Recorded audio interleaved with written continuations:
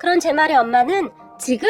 알았어. 급하게 오지 말고 차 조심하고 천천히 와야 한다.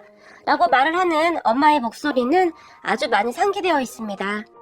그렇게 내려간 고향 앞마당 돌덩이 위에 쪼그려 앉아있는 엄마가 저 멀리 보입니다. 오지 않는 막내를 하염없이 기다리고 있습니다. 차 안에서 그 모습을 지켜보는데 저도 모르게 눈시울이 붉어집니다. 그리고 곧 엄마가 급하게 일어납니다. 아마도 제 차가 들어오는 것을 본 모양이네요. 그렇게 차의 시동이 꺼지자마자 우리 막내 왔냐? 피곤하지? 피곤한데 집에서 쉬지 뭐 하려고 내려오고 그러냐? 라고 말을 했지만 엄마의 얼굴에는 미소가 한가득입니다. 그런 엄마를 보며 제가 나와 있지 말라니까 또 나와 있었어? 이러니까 내가 전화 안 하고 그냥 오려고 했는데 이러다 감기 걸리면 어쩌려고 그래? 라고 말을 하며 제가 엄마의 손을 꼭 잡았는데 밤이 되면 날씨가 아직은 쌀쌀해져서 엄마의 손이 얼음장 같습니다. 그 얼음장 같은 손을 잡고 있으니 그저 속상하기만 합니다. 아니야. 옷을 따뜻하게 입어서 괜찮구만. 내가 걱정이 돼서 방에 앉아있지를 못하겠는 걸 어떡하냐? 라고 말을 하는데 엄마의 얼굴은 아이처럼 그냥 신나 보입니다. 그리고 곧 찻소리를 듣고 집안에 있던 아버지가 뛰어나왔는데 아이고 우리 막내 왔구나 라며 저를 덥석 안아줍니다. 제가 이 맛에 고향에 내려온답니다. 그런 엄마와 아빠를 보면서 문득 제가 이곳으로 처음 왔던 때가 생각이 나네요. 지금의 엄마 아빠는 저의 큰엄마 큰아빠입니다. 제 이야기는 이렇습니다. 저는 서울에서 나고 자랐습니다. 초등학교 3학년 때까지는 말이죠. 하지만 친아빠가 회사에서 일을 하다가 사고로 돌아가셨고 그때부터 제 인생이 완전히 변해버렸는데요. 친아빠는 건설회사에 다녔고 그곳에서 관리자로 일을 했다고 해요. 제가 어렸을 때 얘기라 그냥 그렇게만 들었어요. 그래서 월급도 꽤 받았다고 하는데 덕분에 생모는 편하게 잘 먹고 잘 살았다고 합니다. 그런 생모는 친아빠가 아이를 더 낳자고 해도 하나 키우는 것도 버겁다며 절대 낳질 않았다고 하는데 생모의 성격은 귀찮은 일은 아주 질색팔색하는 그런 성격이었다고 하네요. 그에 비해 친아빠는 성실한 사람이었고 그런 친아빠와는 다르게 생모는 사치가 심했고 항상 불만이 많았다고 하는데요. 오죽했으면 할머니가 계신 친아빠 고향에 몇 번 내려와 보지도 않았다고 하니까요. 시골 마을이라 벌레도 많고 불편하다고 말이죠. 할머니와 큰집 가족들은 제 생모 얼굴이 잘 기억나지 않는다는 말을 종종 하기도 했으니까요. 그리고 그런 생모였으니 친아빠가 돌아가신 뒤 1년도 안 되어서 저를 두고 재혼을 했겠지요. 생모는 참 독한 사람이었어요. 친아빠가 돌아가신 뒤 친아빠 앞으로 되어있던 재산과 보험료 등을 다 가지고 도망치듯이 가버렸어요. 할머니에게 저를 맡기면서 급하게 처리할 일이 있어서 며칠만 데리고 있으면 금방 데리러 온다고 하고 가버렸다는데 생모는 그 이후로 단 한 번도 찾아오지 않았어요. 그런 저를 보는 우리 할머니의 눈에는 눈물이 마를 날이 없었어요. 어느 날 밥도 못 드시고 눈물만 흘리고 있던 할머니에게 큰엄마가 언니 걱정하지 마셔요. 상혁이는 제가 어떻게든 거둘 테니까요. 애 하나 더 키운다고 크게 힘들 것도 없고 언니가 도와줄 거잖아요. 라고 말을 했다고 하는데 할머니는 그런 큰엄마가 너무 고마워서 큰엄마의 손을 꼭 붙들고는 하염없이 눈물만 흘렸다고 하네요. 생태 같은 아들은 그렇게 됐지 며느리는 집을 나가버렸지. 할머니도 얼마나 힘이 드셨겠어요. 그리고 그렇게 이곳은 제 고향이 되었습니다. 물론 처음에는 적응하기가 많이 어려웠어요. 도시에서 나고 자랐기에 모든 것이 낯설었고 서툴 수밖에 없었어요. 침대 생활을 하던 제가 방바닥에서 형들과 같이 누워 자야 했는데 외동이었기에 같이 방을 쓴다는 것은 생각조차도 못 해봤었는데요. 이곳에서는 그것이 그저 당연한 것이었어요. 하지만 저는 어떠한 불평을 할 수도 없었어요. 제가 그럴 형편이 아니었던 것은 아무리 어렸던 저도 알고 있었으니까요. 그리고 항상 걱정이 가득했던 우리 할머니는 상혁아, 큰엄마한테 미움받으면 안 되니까 항상 큰엄마 말 잘 들어야 해. 큰엄마 심부름도 잘해야 하고 네가 알아서 잘해야 해. 알겠지? 라고 신신당부를 했으니까요. 할머니는 그렇게 말을 하고는 항상 눈물을 훔치곤 했는데 아이고, 내 강아지. 불쌍한 내 강아지. 하루아침에 이게 무슨 일이냐. 불쌍해서 어쩌구나. 애미라는 것이 애를 이렇게 두고 아주 천벌을 받을 인간 같으니라고. 라는 말도 잊지 않았어요. 할머니에게 저는 항상 그런 존재였어요. 그리고 저는 그런 할머니의 말을 항상 듣고 있었기에 비록 어린 나이였지만 큰엄마에게 미움을 받지 않으려고 나름 애를 썼던 것 같아요.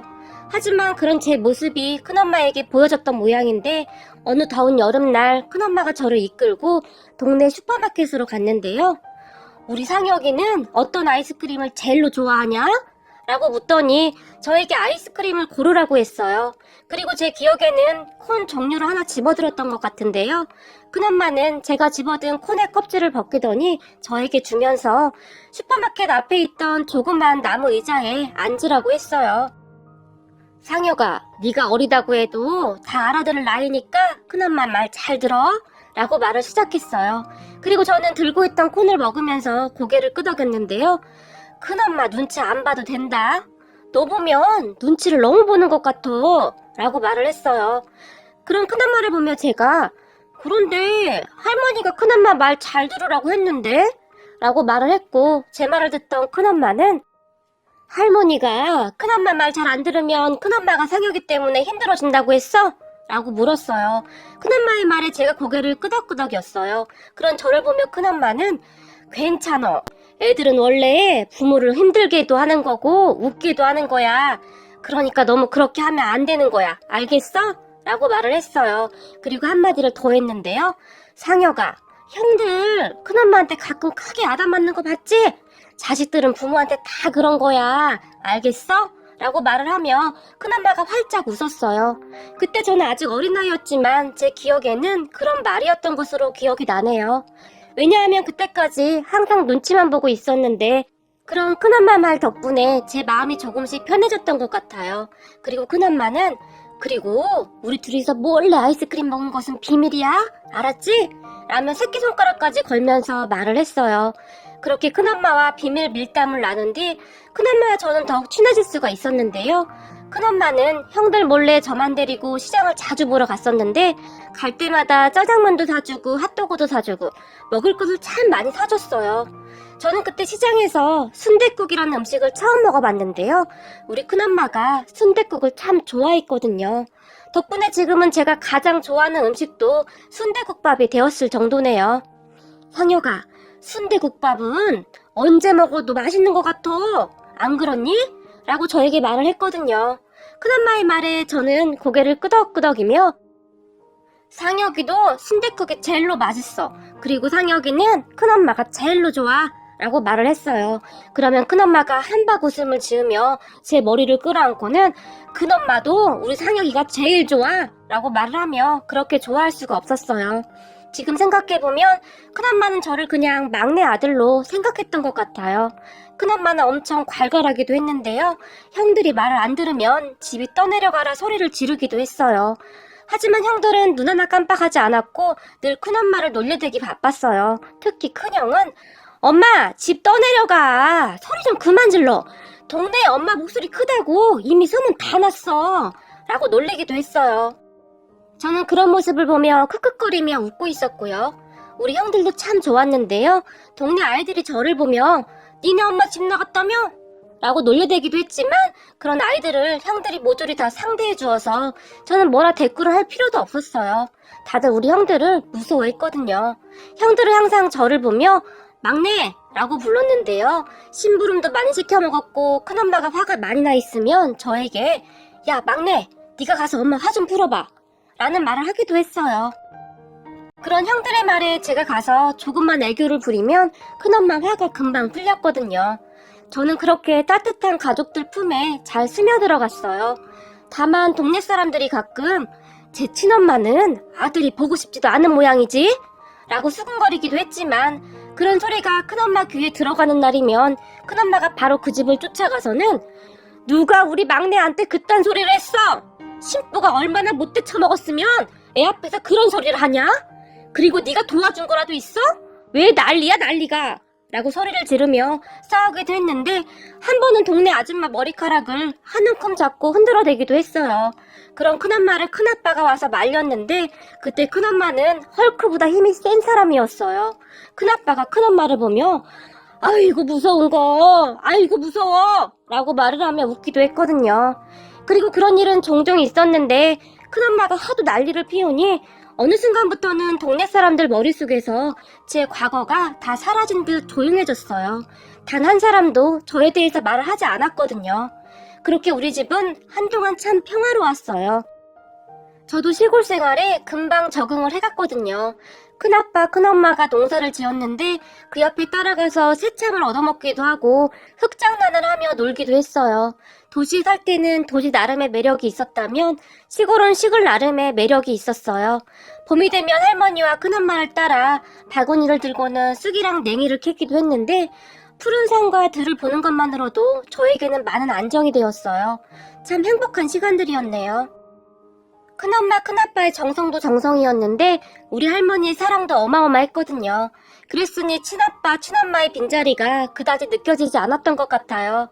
그런데 어느 날 할머니가 갑작스레 세상을 떠나셨어요. 그때의 충격이란 뭐라고 말로 설명할 수도 없었는데요. 그도 그럴 것이 아빠가 돌아가실 때는 그나마 좀 어릴 때라 잘 몰랐었는데 할머니가 돌아가실 때는 정말이지 너무나 큰 슬픔이었어요. 제가 정말 마음이 아프고 잊혀지지가 않은 것이 있는데요. 할머니가 돌아가시기 얼마 전에 큰엄마의 손을 꼭 잡으며 애미야, 그동안 고마웠다. 이번 생의 진빚은 내가 다음 생에서라도 꼭 갚으마. 그리고 애미가 잘 챙기겠지만 저 불쌍한 것 네가 좀 잘 걷어주거라 라며 눈물까지 흘리며 말을 했는데 그때 당시 할머니는 말을 하는 것조차 많이 힘겨워 보였지만 큰엄마에게 저를 당부하고 또 당부했어요. 그런 할머니를 보며 큰엄마가 엄니 걱정하지 말아요. 상혁이는 여기 온 순간부터 제 막내 아들이었잖아요. 그런데 뭔 걱정을 그리도 하시는 거예요 라고 말을 했는데 큰엄마는 할머니 눈에서 하염없이 흐르는 눈물을 닦고 또 닦아드리고 있었어요. 그리고 그 뒤로도 할머니는 시시때때로 저를 찾았는데 불쌍한 내 강아지, 불쌍한 내 강아지. 공부 열심히 하고 나중에 크면 큰엄마한테 잘해야 한다 라는 말만 반복하시다 돌아가셨어요. 그런 할머니를 보내드리며 큰엄마와 저는 서로를 끌어안고 얼마나 울었는지 모른답니다. 고생만 하시다 돌아가신 우리 할머니를 생각하면 아직도 가슴이 저리다 못해 아려온답니다. 하지만 우리 가족들은 할머니가 돌아가신 뒤 조금씩 다시 자리를 찾아갔어요. 큰형은 군대에 갔고 작은형은 대학에 들어가서 얼굴을 보기도 힘들어졌고요. 형들이 모두 집을 떠난 다음에는 제가 큰엄마, 큰아빠의 옆자리를 지키며 그렇게 지냈던 것 같아요. 하지만 얼마 후에 저도 대학에 들어가면서 집을 떠나게 되었고 고향에는 자주 내려가지를 못했어요. 나름 아르바이트라도 해서 보탬이 되어드리고 싶었거든요. 형들도 항상 그렇게 열심히 살았으니까요. 그런 제가 안쓰럽고 보고 싶었던 것인지 큰엄마는 반찬 등을 챙겨서 제가 사는 곳으로 자주 오기도 했어요. 그런 큰엄마에게 엄마, 무겁게 이런 거 들고 오지 말라니까. 멀리서 뭐 한다고 이런 걸 들고 왔어. 밥 안 먹었지? 내가 맛있는 거 사줄게, 가자 라고 말을 했지만 큰엄마는 여기는 순댓국 맛있게 하는 곳 없지? 오랜만에 우리 막내랑 먹고 싶은데?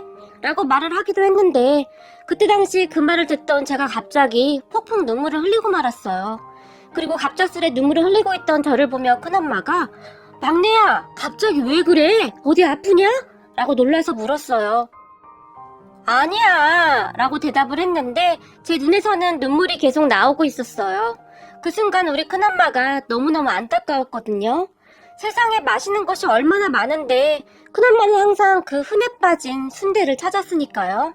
그런 큰엄마를 보며 제가 엄마, 그까짓 순대는 어디서나 먹을 수 있는 거잖아. 제발 그러지 좀 마. 내가 앞으로 엄청 맛있는 거 다 사줄 테니까 라고 말을 했지만 그게 뭔 소리야. 나는 우리 막내랑 먹던 순댓국이 제일로 맛있었는데 시장에서 순댓국 먹을 때마다 우리 막내 생각이 나는구만. 우리들이 그때 시장에서 순댓국 먹으면서 비밀 이야기도 많이 했었잖아 라고 말을 했는데 큰엄마는 옛 추억이 생각나는지 저를 보며 활짝 웃습니다. 그런데 제 마음은 왜 그리도 아팠던 것일까요? 눈물이 멈추지 않을 정도로 말이죠. 항상 당신보다는 제가 먼저였던 우리 큰엄마, 아니 우리 엄마라서 그랬겠죠. 그리고 저는 그런 엄마의 보살핌 덕분에 대학교를 졸업하고 중소기업이긴 했지만 나름 괜찮은 회사에 취업을 했고 요즘은 큰엄마 큰아빠에게 용돈도 많이 드리고 있네요. 제 손으로 열심히 일해서 용돈을 드리는데 어찌나 설레던지 심장이 두근거릴 정도였어요. 엄마 아빠 나 첫 월급이야 라며 기쁘게 말하던 저에게 큰엄마는 아이고 우리 막내가 벌써 다 컸구나. 고생했어 내 강아지 라고 하면서 저를 꼭 안고는 눈물까지 흘리며 좋아했어요. 하지만 큰엄마는 제가 드린 용돈을 단 한 푼도 쓰지 않았는데요. 제가 드렸던 용돈을 차곡차곡 모아두었더라고요. 저 결혼할 때 보탠다고 말이죠. 그럼 큰엄마에게 제가 엄마도 다른 사람들처럼 화장품도 사고 옷도 사고 그러란 말이야. 아들이 셋이나 있는데 그리고 아들 셋이 돈도 잘 버는데 이렇게 살지 말란 말이야 라고 처음으로 화까지 내면서 말을 했는데요. 저를 보며 우리 큰엄마가 네가 얼마나 고생하면서 번 돈인데 이 귀한 돈을 그냥 막 써. 나는 그냥 이 통장만 보고 있어도 너무 좋아서 눈물이 난다. 돈 열심히 모아서 우리 막내 장가갈 때 보태야지 라고 말을 하며 싱글벙글 웃기도 했어요. 엄마 마음이라는 것이 그런 것이겠지요. 하지만 큰엄마가 단 한 가지 꼭 제 돈으로 사라는 것이 있었는데요. 고향에 갈 때마다 할머니 산소를 찾아가곤 하는데 할머니 산소에 가지고 갈 것들은 꼭 제 돈으로 사게 했어요. 그러니까 할머니가 좋아하던 과자나 빵 그리고 사탕, 음료수 그러한 것들이지요. 그렇게 할머니의 산소에 가면 언니 상혁이 왔어요. 우리 상혁이가 언니 좋아하는 과자 잔뜩 사가지고 왔는데 맛있게 드세요 라고 말을 하며 할머니 산소 앞에 한참을 놓아두곤 했어요. 그리고는 언니 우리 상혁이가 이렇게 컸네요. 우리 언니 거기서 상혁이 보고 또 눈물 콧물 흘리고 있는 것은 아니지요? 저한테는 이제는 언니가 안 보여서 제 손으로 눈물도 못 닦아드리니까 거기서는 울지 마요. 웃어야 해요. 라는 말을 하기도 했어요. 그리고 저는 문득문득 큰엄마의 뒷모습을 보면 눈물이 울컥울컥 나기도 했어요. 가만히 생각을 해보면 우리 가족 모두 큰엄마에게 기대어서 한평생을 그리 살아왔던 것은 아니었나 싶네요. 무슨 일이 있을 때마다 우리 모두는 큰엄마를 찾아댔으니까요. 그리고 그럴 때마다 큰엄마는 당연하다는 듯이 모든 것을 척척 해결해 나갔으니까요. 그러던 어느 날 회사에서 일을 하고 있는데 큰엄마에게서 전화가 걸려왔어요. 막내야, 엄마다 라고 운을 떼던 큰엄마는 지금 많이 바쁘냐? 라고 다시 물었고 오늘은 우리 엄마가 왜 이렇게 뜸을 들일까? 라고 제가 말을 했어요. 저기 그게 말이다. 우리 막내 안 바쁜 거지? 라고 큰엄마가 다시 물었고 무엇인가 말을 할 듯 말 듯 그러고 있었어요. 엄마, 무슨 일 있어? 아빠가 어디라도 아픈 거야?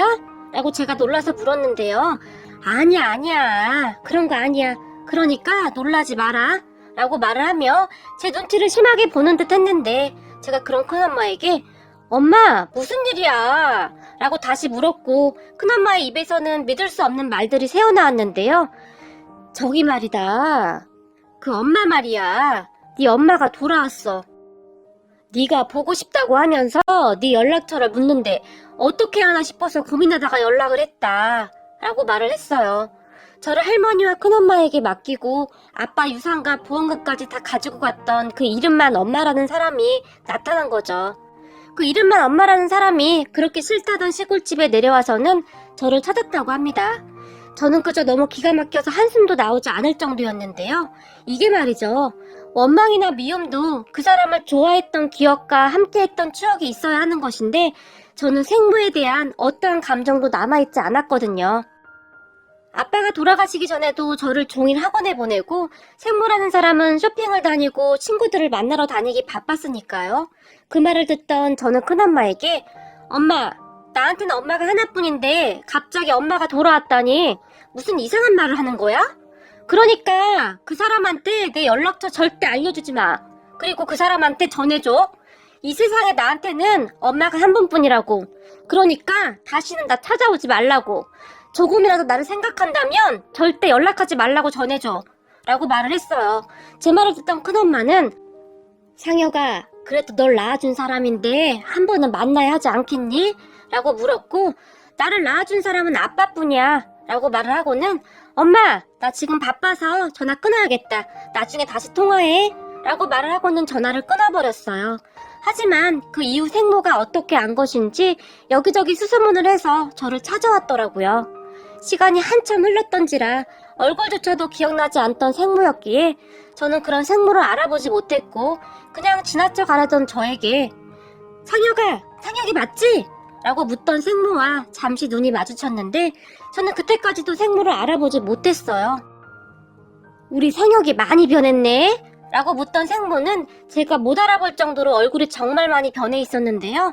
예전에 아빠랑 살 때는 정말 편하게 살아서 맨날 피부 관리에 나름 좋은 옷만 입고 다녔었는데 그때 제 앞에 서 있던 생모는 관리를 못한 것인지 정말 초라한 아줌마가 되어 있었어요. 그런 생모를 보니 문득 큰 집에 맡겨지던 때가 생각이 나네요. 뽀얗게 화장을 하고 다니던 엄마와는 다르게 화장기 하나 없는 거무잡잡한 얼굴에 그냥 편한 옷을 걸쳐 입고 다녔던 큰엄마가 저를 보며 활짝 웃어줬는데 그때는 그런 큰엄마가 너무나 낯설었거든요. 그런 큰엄마에게서는 엄마에게 나던 향수 냄새도 나지 않았고 구수한 청국장 냄새가 진동을 했었거든요. 그런데 제가 비록 긴 삶을 살아보진 않았지만 세상을 살다 보니 예쁜 얼굴보다는 큰엄마처럼 평온해 보이는 그런 얼굴이 훨씬 아름다운 얼굴이라는 것을 알게 되었어요. 그리고 억지로 예쁘게 만든 얼굴은 얼마 가지 못한다고 했던가요? 그때 제 앞에 서 있던 생모는 초라하기 그지없는 그런 얼굴이었어요. 그런 생모를 보며 제가 무슨 일이시죠? 저는 할 얘기가 없다고 말한 것 같은데요? 라고 가능한 한 최대한 냉정한 목소리로 말을 했어요. 그리고 그런 제 말을 듣던 생모는 상혁아, 우리 차 한 잔만 같이 마시자 라며 제 손을 덥석 잡았는데요. 하지만 저는 그런 생모가 잡은 손을 소스라치게 놀라며 급히 빼버렸어요. 우리가 한가하게 앉아서 차 마실 사이인가요? 그만 돌아가시죠? 라고 말을 했어요. 하지만 생모는 상혁아, 부탁하마, 잠깐이면 돼 라고 말을 하면서 애원하듯이 저를 바라봤고 정말 어쩔 수 없이 근처 카페에 들어가서 차를 한 잔 마셨어요. 네 아빠를 꼭 닮았구나? 어쩜 이렇게 아빠랑 똑같은 거니? 네 아빠만 그렇게 되지 않았다면 우리가 이렇게 라고 생모가 말을 했지만 저기 제가 바빠서요. 용건만 간단하게 말해주세요 라고 생모의 말을 끊으며 말을 했어요. 생모는 그런 제 눈치를 보는 듯 했는데 그래 많이 바쁘지? 라고 말을 했고 저기 말이다. 내가 너를 그렇게 맡기고 마음 편할 날이 단 하루도 없었다 라고 다시 입을 떼기 시작했어요. 저는 그런 생모의 이야기를 듣는데 그저 기가 막힐 뿐이었고요. 단 하루도 마음 편할 날이 없었던 사람이 당신 뱃속으로 낳은 자식을 단 한 번도 찾지 않았단 말인가요? 한심하기 그지없더라고요. 내가 이 미친 인간이랑 괜히 재혼을 해서는 내 인생이 나락으로 떨어졌어. 처음에는 사업이 잘 나갔는데 점점 나빠지더니 최근엔 아주 쫄딱 말아먹었지 뭐니. 네 아빠처럼 튼튼한 직장을 다니는 사람을 만났어야 했는데 라고 생모가 말을 했는데 말을 하면서 입이 바짝바짝 마르는지 물을 한 컵 들이켰어요. 그런 생모를 보면 제가 지금 그쪽한테 왜 이런 이야기를 들어야 하는 거죠? 라고 물었어요. 상혁아, 아무리 그래도 내가 네 엄마인데 그쪽이라고 하는 것은 좀 그렇지 않니?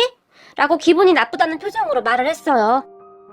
엄마, 당신은 아빠 재산이랑 보험금 다 가지고 가서는 재혼하고 나서 하루아침에 나를 큰 집에 맡겼어. 그런데 엄마, 당신이 왜 우리 엄마야? 라고 저도 약간 격앙된 목소리로 말을 했고 제 말을 듣던 생모는 그래 물론 그랬지.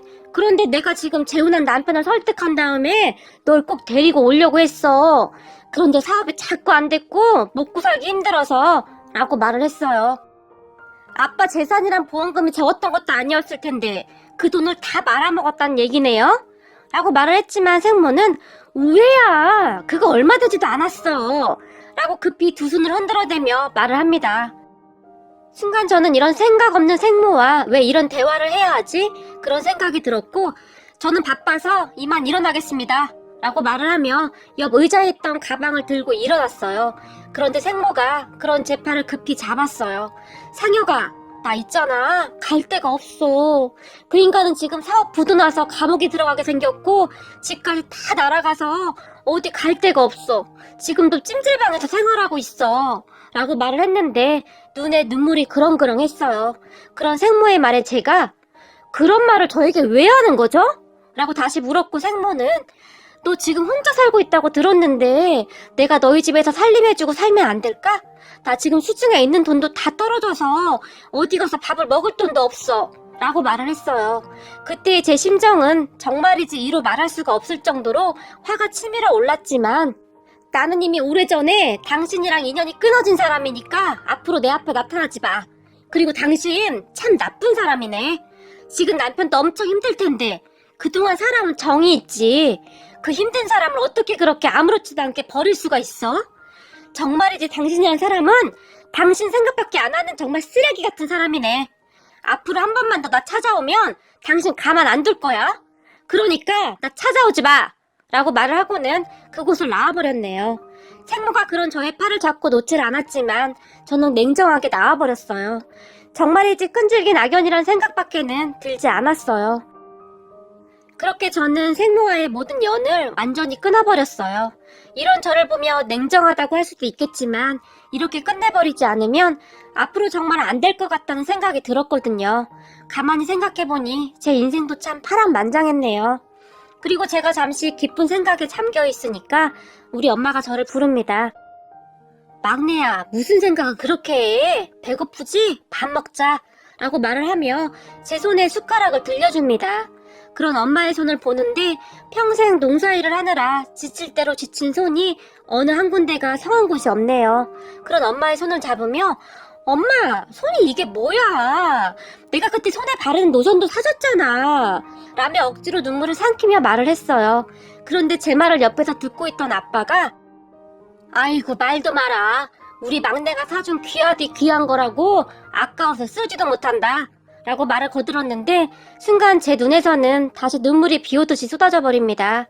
얘가 왜 이래? 라고 말을 하던 엄마가 갑자기 아빠를 보며 당신은 왜 쓸데없는 말을 해서 애를 울려요? 라고 아빠에게 핀잔을 줍니다. 그리고는 엄마가 저를 보며